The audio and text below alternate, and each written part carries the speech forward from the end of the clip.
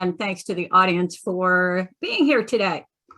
So it was 2019, what I now refer to as the pre-times. I was driving to the airport with my husband, and he asked me about my trip. He knew I was going to be gone for a week, but he was wondering where I was going. So I said, well, I'm going to Baltimore first, then I go to Atlanta, then Charlotte, and then back to Baltimore, and then back home. And as I'm telling him this, he starts singing along with the radio. And I was a little annoyed. So I looked at him, snapped my head around, and said, "You didn't listen to a word I said." And he said, "I heard everything you said. You're going to Baltimore, then you're going to Atlanta, a quick trip to Charlotte, and then you'll be back to Baltimore and then home." There. I hate when that happens. He did hear me, but I didn't think he had listened to me. And then there was last night. Last night, he says, "So you're presenting tomorrow, right?" I said, "Yes, I start at 8:30. We always try and coordinate when I'm presenting, so he's not streaming video while I'm trying to do Zoom. So this morning, he comes into the kitchen and I'm already dressed, and he's looking at me going, "Why are you dressed up already? You haven't had your tea." I said, "I told you I'm giving a presentation at 8:30. "No, you didn't." It's like, oh, okay, there we go again, the not listening. So we think listening can be easy. And maybe you all have had examples like that, where you thought somebody was listening and they weren't, or you didn't think they were listening and they were. That's what we're going to talk about today, so that we don't have these miscommunications. If you want to avoid conversations like these, if you want greater influence, impact, and even productivity, then you're in the right place. And today, 7 is going to be our magic number. So we will talk about the 7 types of listening, but we're going to start with the 7 benefits of listening. Now, first of all, and I think this is so important for those of you working in not-for-profits, is when people feel listened to, they really develop deeper trust in you. And trust is so important these days. Good listening can broaden your perspective by really hearing what other people's views are. Being a good listener also makes you very approachable.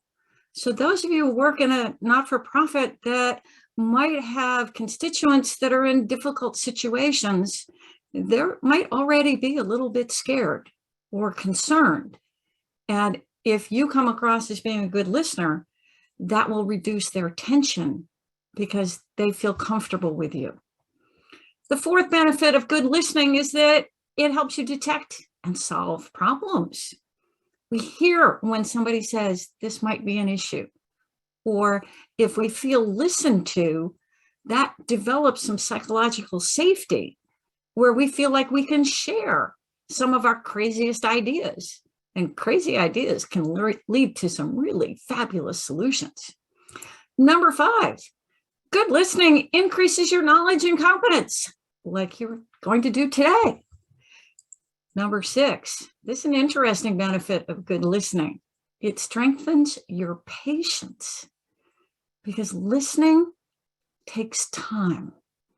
And I think all of us are feeling pressured and rushed. And so it's hard for us to make that time. So good listening really strengthens that patience muscle.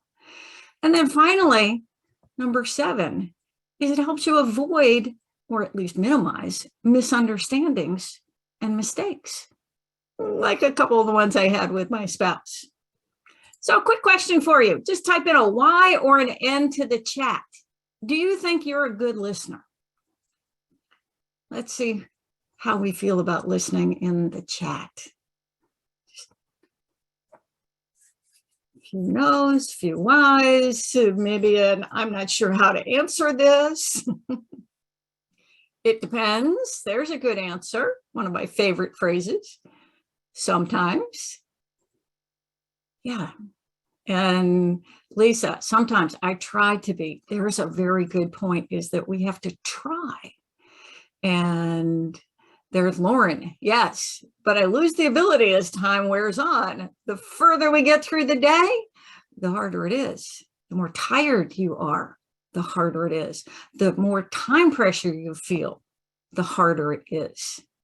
So let's see if you recognize this, because listening, we're born with 2 ears and they work in most cases right from the start. So listening should come naturally to us. But how often do you respond to emails or text messages when you're talking to somebody on the phone? Or do you stop what you're doing when somebody asks you a question? I do remember one of the first people that I worked for who taught me a lesson about listening. When my boss came into my office and said, "Can I ask you a quick question?" And I said, "Sure." And then I did this. And I started typing, and he was talking, and he said, "Excuse me." I said, "Yes." He said, "I'll wait until you're done." Uh-oh. Really taught me that lesson, that it's hard to listen if you're multitasking. Do you think of other things when someone is talking? That's a tough one. We all do. Or looking at other screens during a webinar. If you got 2, 3 screens up, are we looking at something else? Or how often do you try and understand somebody's feelings as well as their words? Or have you heard when what somebody says, and yet their tone of voice is a little bit different? So we feel that incongruence between what they're saying and what they seem to be feeling. Are you actively considering those nonverbal cues? Like when you ask somebody, "How are you today?" "I'm fine." And they glare at you. It's like, wow, no, I don't think you are fine. And here's a quick hint. FINE is an acronym. It's not a feeling. It's actually a texture. So when somebody says they're fine, it often means they are feeling irritated and not engaged. It's a hint. But sometimes the hint is, I don't want to talk about it. And sometimes the hint might be, I need to talk about it. How often do you take notes when somebody's talking so that you remember the key points? How often do you think about how to reply to what's being said while somebody's talking? So these are all things that I can say, quite honestly, I've been guilty of at different times. I would say that listening is, in fact, an art, and it requires that we constantly practice it. And we will take 2 steps forward, and then we'll take 1 back. And we just have to keep moving forward on that listening journey. So I'm going to put your listening ears to work. So I'm going to give you a little quiz. So get a piece of paper, or yes, you can open up a different screen on your phone or your computer to take some notes. So I'm going to say 3 different sentences. I will repeat them, and I want you to make note of your answers. Okay? So this is a test, so pay attention. The first one. In the barnyard of the farm, there were many animals. Count them as I say them. Feel free to write down the numbers as I speak. There were 3 mama pigs, 2 daddy dogs, 6 daddy horses, 4 mama hens, 2 mama bulls, and 4 daddy cats. How many animals are there? I'll repeat it.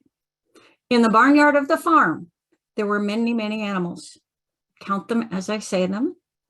There were 3 mama pigs, 2 daddy dogs, 6 daddy horses, 4 mama hens, 2 mama bulls, and 4 daddy cats.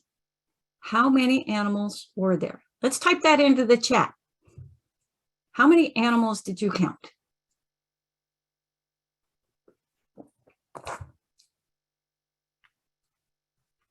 We got lots of 21s. Lots of 21s there. And Dwayna, you were the fastest to put in the answer. But Joan, you get the prize for listening the closest. It's 19, because as Joan said, there's no such thing as a mama bull. That's not a real animal. Lisa, you too. Yes, so the answer was 19. We'll do 2 more. So if you only had one match and entered a cold room that had a kerosene lamp, an oil heater, and a wood stove, which would you light first for maximum heat? If you only had one match and entered a cold room that had a kerosene lamp, an oil heater, and a wood stove, which would you light first for maximum heat? Dee Dee was fastest. Oh, we're listening a little bit better this time.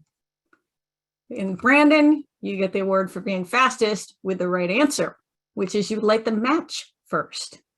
Gotta light the match to light one of the others. And finally, you ready? President Lincoln's laundry lady lived in Washington. How many L's in that? President Lincoln's laundry lady lived in Washington. How many L's in that?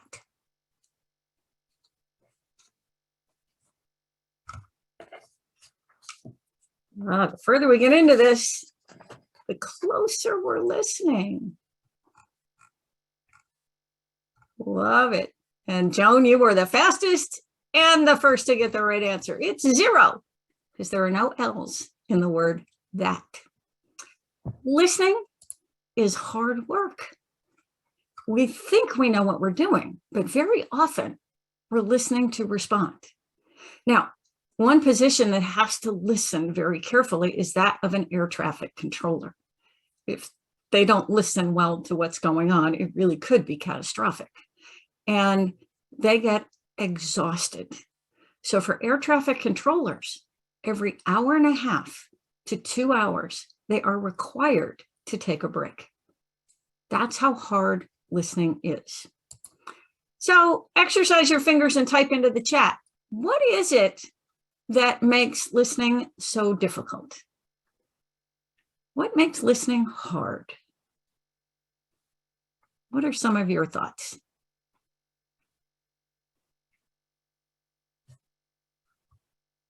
Nicole, emotions. Absolutely. Other thoughts in our head, being presumptuous, preoccupied with our surroundings, being able to understand the context, distractions, multitasking, listening for what I need to do, wanting to help others. So we're working on a solution before we listen, and getting sidetracked sometimes by our own reactions. Yes, these are all the things that get in the way. So in our brains have to work really hard. We have to hear what's going on. We're also reading people's nonverbals, which gets even harder when you're in a little square like this on Zoom. We're also auditory processing. There's hearing, which is there are sounds going on, but understanding what's being said is the auditory processing. Then there's regulating our emotional response, is that there may be things that are triggering an emotion in us, and we have to hold that back. We need to indicate interest so people know that we're listening. And then we have to maintain attention, which can be really tough if we don't care about the topic. I pick on my spouse a lot, and I love him dearly. We've been married for 28 years, but he's a really big fan of politics, and I am so not. So when he starts talking about politics, it's a tough one for me to maintain my attention. And then it also means I have to block out the distractions, because it's so easy for me to do, squirrels. My cat walked into the room. Let me pay attention to him rather than politics. So there's a lot going on in our brain, which physiologically makes it hard to listen. And then there are other things that make listening difficult. So more of the psychological and behavioral issues. First is what's called the speech-thought differential, because we can talk at about 120 to 150 words per minute, but we think a lot faster. We think at 400 to 500 words per minute. That's your system one brain that's always on, and it can get bored pretty quickly. So it starts to wander. If it understands or thinks it understands what somebody is talking about, that's when you do the squirrels and think about something else. Then there is the noise and distractions. And the noise could be actual noise from being in a place that's too noisy or there's construction going on. The noise could be your own mood. It's never good to listen to somebody talk about a topic you're not interested in when you're tired and cranky, or if you're under time pressure. If you're trying to get something done because you've got a deadline and one of your volunteers comes in and says, "Can I ask you a quick question?" But that quick turns into 30 minutes. And now you can't help but try and look at the clock and go, "I got stuff to do." There's a quick hint about those. When somebody comes in and says, "I have a quick question," I always teach my staff to say, "I have a 5-minute question, a 20-minute question, or a 30-minute question." 5, 20, or 30. That lets me know how much time I need to set aside so I can listen effectively. Then there's culture and language.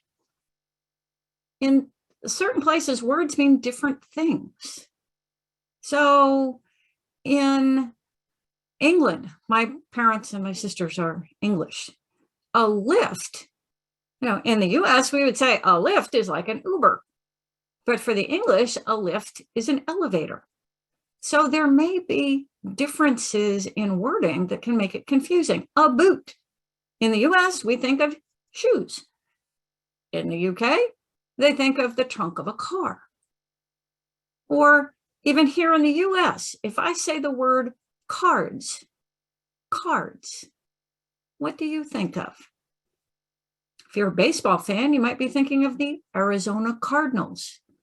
Or you might be thinking of a deck of playing cards or some other game cards. Or you might be thinking about greeting cards. So words that we think we understand can also get in the way. Then there's body language and gestures. So usually if somebody is in agreement in the US, we think about nodding your head up and down. However, I learned at one point in time that if you are from Pakistan, you might actually be doing this, going, "Yeah, I get it. That's fabulous." And the first time I saw somebody do that, I was like, "Wait, this doesn't make any sense." So those body language changes can get in the way. There's time. How much time do we have? The timing. When's the worst time to bring up a big issue? Type that into the chat. When's the worst time for somebody to bring a big issue to you?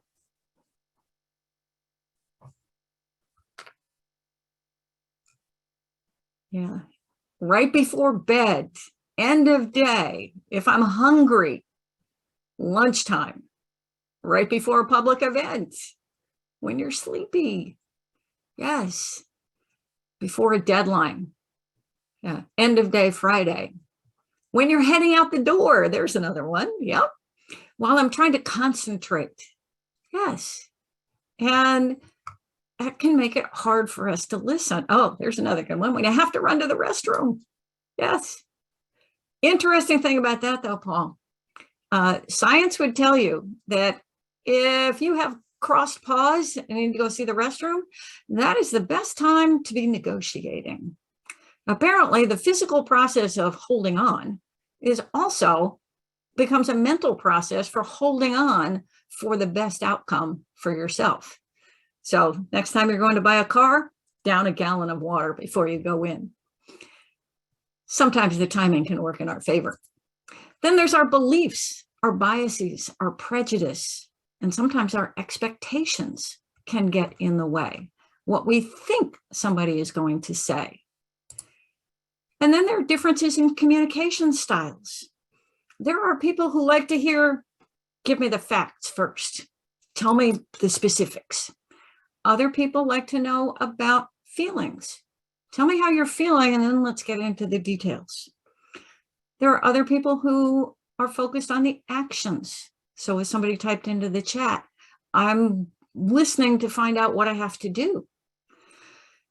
Some people need to process before they speak. They need a little quiet time before they will respond to something. And other people who tend to be more extroverted just like to fill the silence. And then there are people who need to share something in order to connect. So if you share a story about something that's going on at work, in order to feel like they've made a connection with you, they need to share something that is similar on their perspective. And for some people, that may mean you don't feel like you're being heard. And then there are people who, when they're talking, they don't want you to look at them. And then there are others who don't think you're listening if you're not looking at them. So these communication styles can get in the way if we have differences in what we're saying and how we approach it. So keeping you engaged and exercised again, what's an example of bad listening? What does somebody do that makes you angry and makes you feel like you're not being heard? What are some of those behaviors? Let's type that into the chat. Katie says, interrupting. Lisa stays on the phone, looks at their cell phone, scrolling on the phone. No eye contact, bringing up another topic, talking about themselves. Ooh, falling asleep. When they're unempathetic or they don't say anything, the opposite of interrupting. Asking a question you just answered. That's a tough one. Yeah, talking over you. Absolutely. And I did read a study, several of you mentioned the cell phone. I did read a study recently out of Australia where they said that just having your cell phone out and on the table physically changes the brainwaves. So if you really want to engage with somebody, put the cell phone out of your sight. Interesting study. Okay, 7 listening don'ts. I told you 7 was the magic number. Don't interrupt. Finish people's sentences. Focus on your response. Start side conversations. Fidget, check the time, look away, glare or judge. Ignore people's feelings. And some bad listening responses. We get into advising. I think you should do, or we can get into one-upping. That's nothing. Let me tell you about. Judging. What were you thinking? We can correct people. No, that's not the way it is. We could get into interrogating. Why did you do that? So let's listen to this conversation or read this conversation. Sharon, my dad isn't well. We're starting to think we need to put him in a nursing home. Lucy says, we had to put my mom in a nursing home last year. She didn't like it, and it was hard on all of us. I'm still sad about it. And Sharon says, oh dear, that's rough. How's it going now? What just happened here? That's an example of hijacking, where we change the direction of the conversation. They're shifting, which we often confuse with empathizing. So in that conversation, we didn't let the first speaker finish. We jumped into our own way of connecting. Now, again, that could be a difference in communication styles. We can jump into that one-upping. Let me tell you about what happened to me. Or we jump into storytelling. Oh, that reminds me of a time. Or we can jump into explaining. This is what I would have done.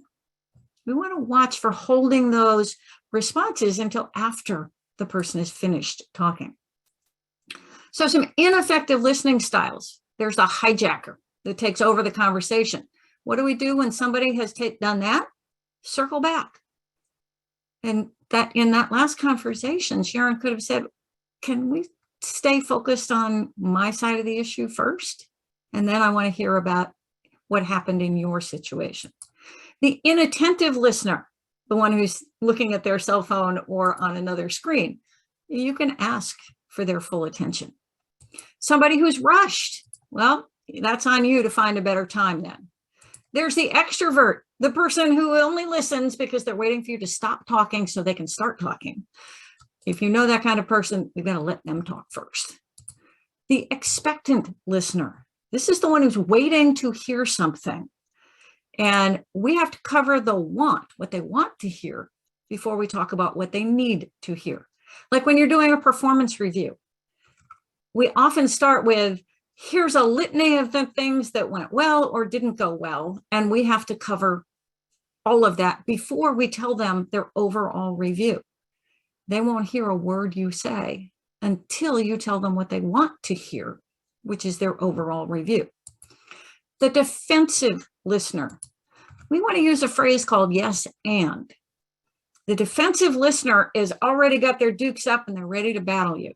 So rather than saying no or yes, but, we respond to what they say with yes and. Now, yes and doesn't mean you agree with them. It just means you've heard them. Then you can share your point. And then there's the scared listener. And we need to reassure them before we continue with the conversation. We need to address their feelings first. So listening is an art. It's attention over talent, it's spirit over ego, and it's others over self. Now, one thing right off the bat you have to understand is that our brains only hear 50% of what is said, right off the bat. So let's talk quickly about 7 types of listening. There's discriminative listening. This is the earliest form of listening. You're born with it. You learn it as a child. You are mostly relying on tone of voice and nonverbal cues to understand what's going on. So babies do this without knowing the words and the language yet. It's also useful for adults if you don't understand the language. It's also useful when there's issues in what's being said versus what might be meant. So that incongruity between the nonverbals and the words. There's informational listening, listening to learn, what we're doing right now. This is where you need to be highly engaged and attentive. So that means if you're on Zoom, camera on, take notes, record, or listen as if there's going to be a test. There's appreciative listening. This is listening to enjoy or listening to boost confidence. This is the type of listening we use when we're listening to music, a podcast, or we're trying to encourage someone. It's much more passive and positive. So if we want to use this listening mode, we want to relax, receive the entire music, the message, pay attention. If you're trying to encourage someone, we need to smile and respond with affirmations. There's rapport listening. This is useful when we want to build a relationship with somebody. So a new client, a new volunteer, when you're doing networking. And here, what we're looking for, what we're listening for is common ground and interests. And when you're building a relationship, we feel a stronger connection when we feel listened to. So encourage people to speak by saying, tell me more, and tailor your responses to be positive and supportive. Then there's empathetic listening. This is where you have to be aware of, understand, and be sensitive to someone else's feelings, thoughts, and perspectives. You're trying to put yourself in their shoes. This is very useful for counselors or therapists or those of you who need to provide support to your constituents. One of the tools here is to repeat back what somebody has said. If I heard you correctly, you're saying, and then use their words, and then ask reflective questions, such as, how did that make you feel? And then similar to empathetic listening is sympathetic listening. This is emotionally driven. You share the feeling of the other person. This is when you are feeling what they feel.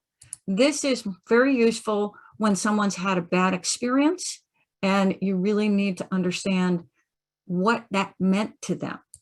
So in those situations where we need to be empathetic, we need to encourage that other person to share in detail and let them vent. And then there's critical listening. And this involves real-time analysis, evaluation, and processing. This type of listening, you're allowed to think and listen at the same time. So it's collaborative, it's active. This is what we do when we're trying to solve problems or get involved in decision-making. And for good critical listening, we need to take notes, confirm your understanding of what has been said, identify assumptions, and ask clarifying and probing questions. So critical listening is much more of a give and take. So how do we become better listeners? We put the practice or theory into practice. So we are going to do a short breakout session. So Joan, let's make this, or Aislinn, let's make this 5 minutes. And I want you to feel the effect of inattentive listening. So we will have 4 people in a room, and the person with the shortest hair is going to be the one to answer the question, what frustrates you the most when people don't listen? And everybody else, I want you to turn your webcams off and stay silent for 3 minutes. So watch the timer in the breakout room for 3 minutes. And then you can only say after those 3 minutes, tell me more, or what else, still with your cameras off. Okay, so person with the shortest hair says, what frustrates you the most when people don't listen? Everybody else turns their cameras off, remains silent for 3 minutes, and then you can only say, tell me more, or what else. And by the way, the breakout rooms are not being recorded, so it is a safe space. And we'll give you a 30-second warning when we're going to end the breakout rooms. So let's send everybody off to breakout rooms. Okay, so how about typing into the chat? How much fun was that? How did you feel about that exercise? Very awkward. Isn't it though? Yes. It just, yeah, very uncomfortable, tough to watch. It just, you feel bad for the person, you feel bad for yourself. It's frustrating. Yes. Tough not to be able to ask questions. Yes, wanting to encourage somebody to talk more. Stop yourself from continuing to talk into the void.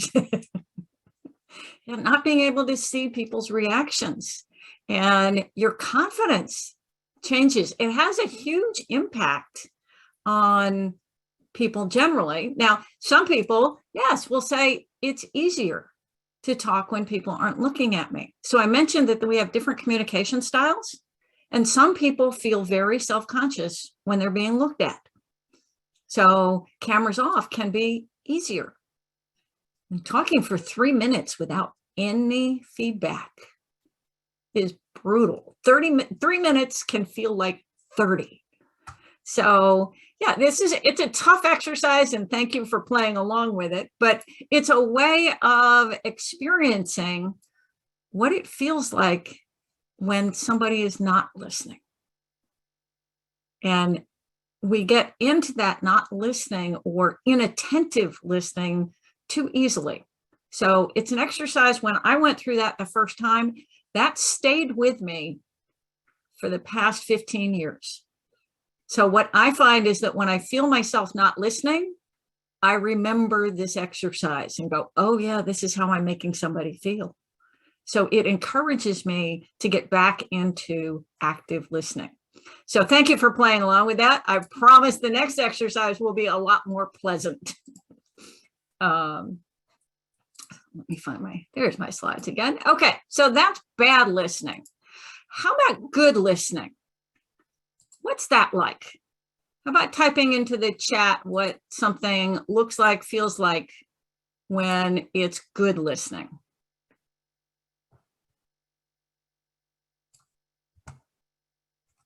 What are the behaviors when somebody's a good listener?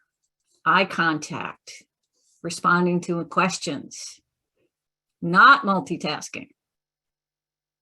People repeat and build on the topic. Yes. Encouragement. So that's awesome. Thank you for those hints, for those ideas. That's perfect. And active listening is going to be a little bit different than what you just experienced. There's cognitive, which is paying attention and processing information. Active listening also involves emotions. It's being compassionate. It's also managing your own emotions. Because especially in some of the organizations that you work in, when you're listening to some of your constituents, it can trigger a lot of emotions. It can trigger things in us, or that sympathetic reaction can stop us from listening really well. So we have to watch out for those emotions. And then there's the behavioral, which is conveying interest and comprehension. So it's this whole realm of listening. So now let me share a 4-step process for better active listening. I call it the ABCDs of listening. The first is ask a question. So I might ask someone, tell me about your best vacation ever. So Aislinn, could I ask you to unmute for a second and tell me, where did you go on your best vacation ever?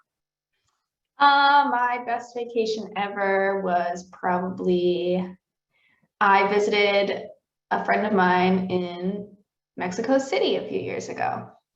Cool. Mexico City. What was it about Mexico City that you really liked?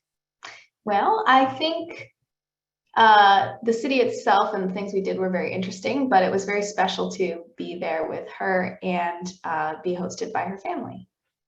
Nice. Thank you for that. You gave me a chance to demonstrate the B, which is to get you to build on your thoughts. So you told me you went to Mexico City, and I asked you what you liked best about Mexico City. Now, I could have hijacked that conversation and turned it around by saying, you know, I've never been to Mexico City, but I have been to Nueva Vallarta. And let me tell you about my trip. And that's often what happens. Well, that is an example of rapport listening or rapport building listening. It's not active listening. And then the C is to confirm your understanding. So in this step, I would say to Aislinn, well, if I heard you correctly, you said your best trip ever was going to visit a friend in Mexico City. And what you really enjoyed about that was both the city and your friend and their family. And then, and only then, can I deliver my thoughts. So this is where patience comes in. Because again, very often we're thinking about rapport building and sharing our experiences. So think about this ABCD first. Ask a question. Do something that encourages them to build on their thoughts. Now, that may be nodding your head. It could be, tell me more. It could be asking a question about what they've just said. Sometimes it's just repeating a word or a phrase. So I could have said, Mexico City.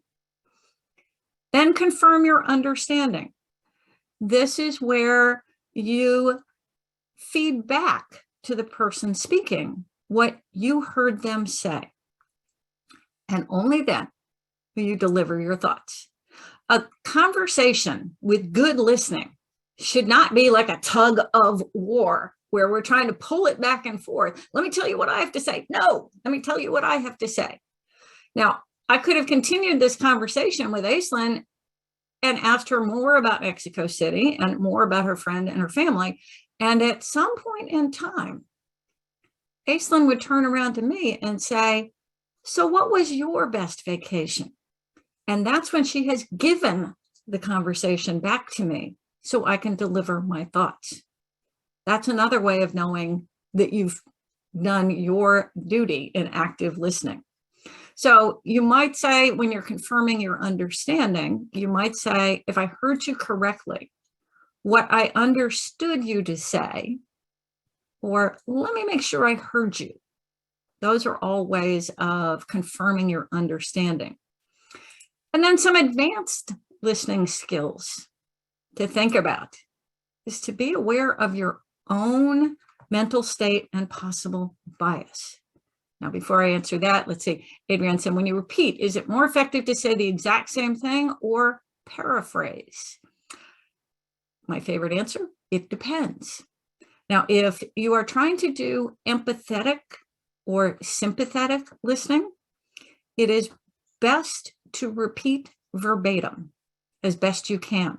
Or if somebody is in a highly charged emotional state, they're venting, they're screaming, parrot back their exact words.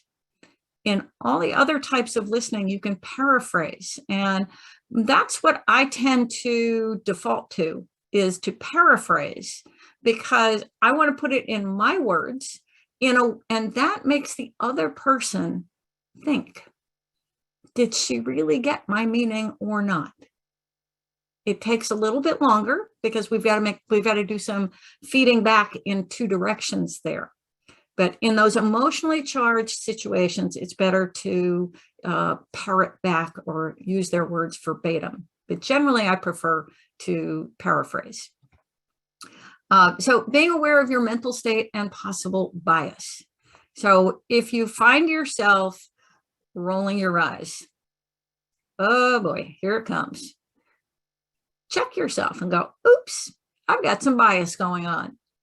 Or if you hear yourself say, like I do when my husband raises the issue of politics, here we go again. That's bias. And I have caught myself where sometimes I'm going, oh gosh. And he has actually something really interesting to say. And I would have missed it if I hadn't been paying attention. Listen for what's not said. Watch that body language. Watch what somebody isn't saying or when they pause.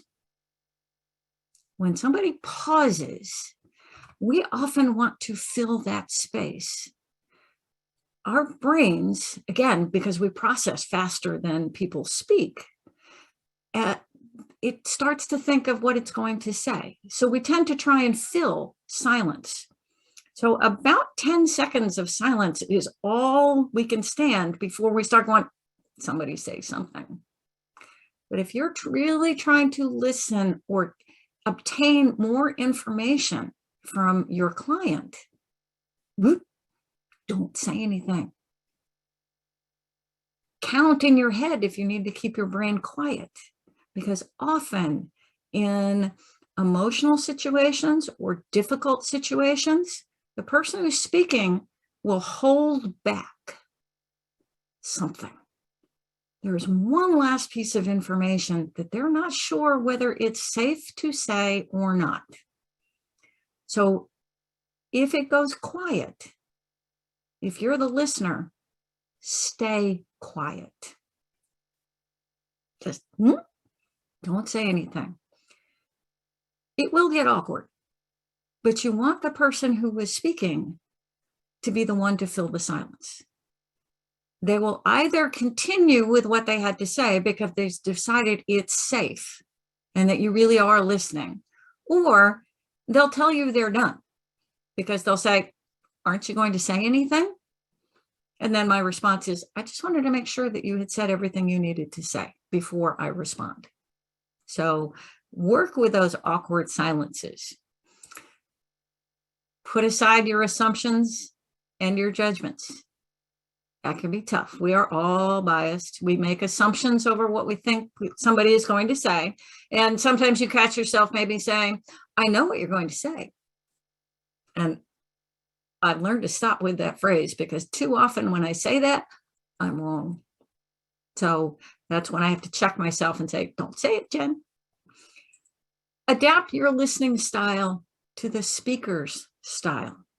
So if you find that the speaker is not making eye contact with you, don't stare at them. Adapt your style. Look down, look towards their shoulder. So you're looking towards them, but not directly at them.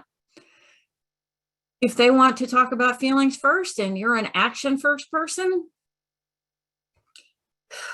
put your patience on and let them talk about their feelings first and then get into the actions. Or if they're in actions first and you're a feelings first person, let them go with their actions first, and then you can turn the conversation towards feelings. And ask more questions. Listening is so much about using your ears more than your mouth. So some questions that you could ask. If you need more information, you can ask clarifying questions like, help me understand. Now, I love that question. That was one I got from my dad. Help me understand is a fabulous question when you don't agree with the other person, because we can break out the traditional, why do you think that? Or you're out of your mind. Or you may know that they are in fact wrong. You may think they're wrong and they're not. But if we say, help me understand how you got to this position, or help me understand why you think this is the best approach. The phrase is fabulous for a number of reasons. Number one, help. Most humans are hardwired to help. So your brain automatically leans in when you hear that phrase. And then when they say, help me understand, all of a sudden, I'm saying I'm the one that's got an issue, and the person who's speaking will be less defensive. So I've had situations where somebody new on my staff says, oh, I have this fabulous idea. And I'm thinking to myself, not so fabulous. But if I say, no, that's not a great idea, I will have beaten them down and I will never hear a great idea from them again. But if I say, help me understand why you think that's a good idea, sometimes I find as they start to explain more, they actually explain the reason why it's not a good idea, and they realize it on their own. And other times they explain it in a way where I go, they are in fact correct. You can use, can you explain further? Or how would this work? But notice there's no why in there. Why is an accusatory question. So think about how we phrase these questions. There are probing questions where we want more information. Can you tell me about? What is the outcome you seek? What else did you consider? Then we have confirming questions. If I heard you correctly, did you say, or I might say, I sense you are feeling, is that correct? And there are additive questions. That's a good point. And do you think? Or would you like to know what I think? Now, that's a way of shifting the conversation, but it's with their approval versus hijacking the conversation. And then there are deeper dive questions. How did you get to this conclusion? Or is there anything else you want to add? Now, this is a question that is very similar to what I mentioned about silence. When you ask this question, when somebody appears to be done, always add this question. Is there anything else you want to add? I have found that probably in my experience, at least 75% of the time, there is in fact one more thing. And they're holding it back because they're not sure if it's safe to say it. So ask this question, is there anything else you want to add? And then go silent, start counting in your head so your brain is busy, but you can't be the one to break the silence. This will truly let somebody know that you've listened and you want to hear more. So it really raises the bar on that psychological safety and builds trust.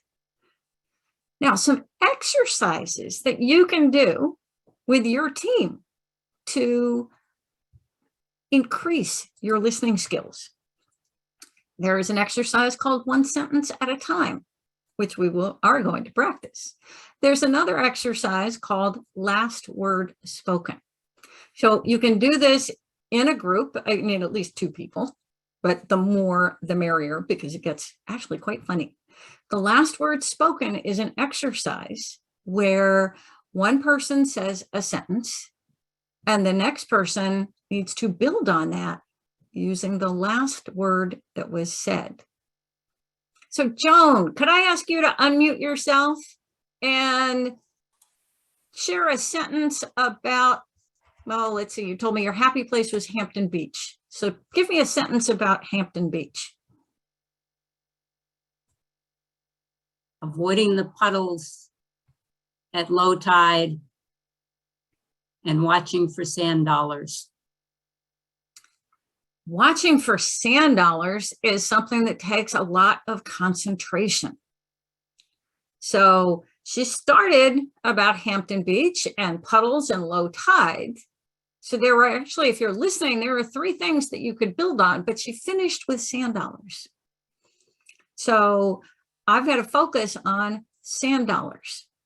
I could have also said dollars are something that are in short supply these days. So you have to truly listen for what that last word is versus the overall meaning of the sentence. So the storyline here will change dramatically, but it really gets you to practice listening. Another exercise to do is to set a timer and be completely silent for 3 minutes a day.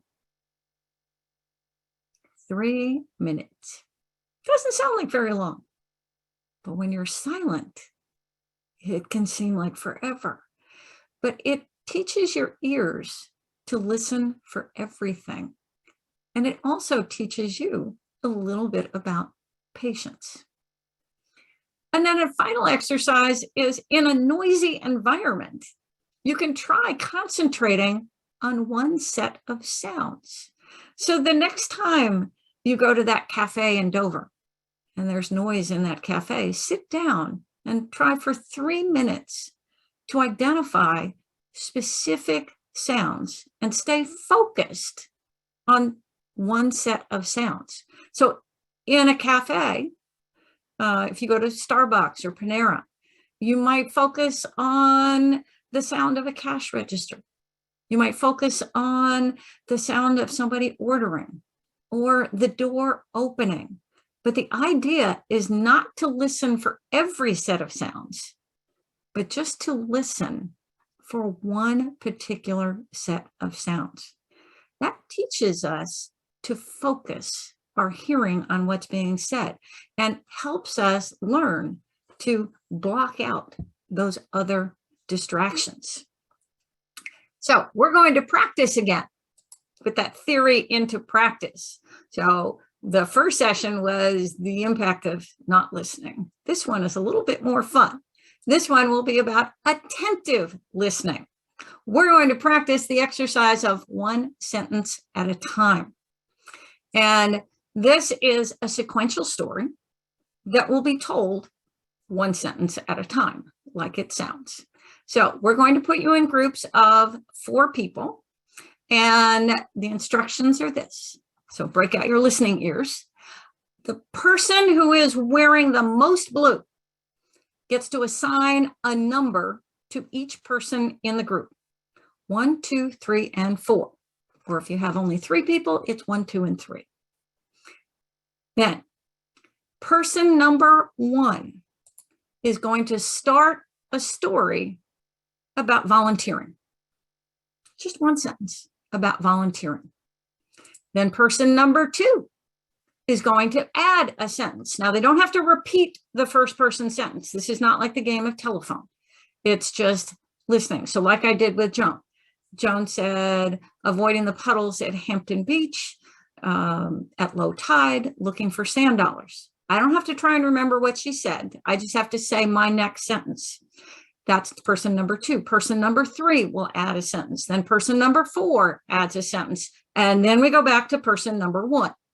So when the person wearing the most blue assigns you a number, you need to remember what your number is, because we're going to go in a continuous process of telling a story one sentence at a time. So how about typing into the chat? How was that exercise? What was that one like compared to the other one?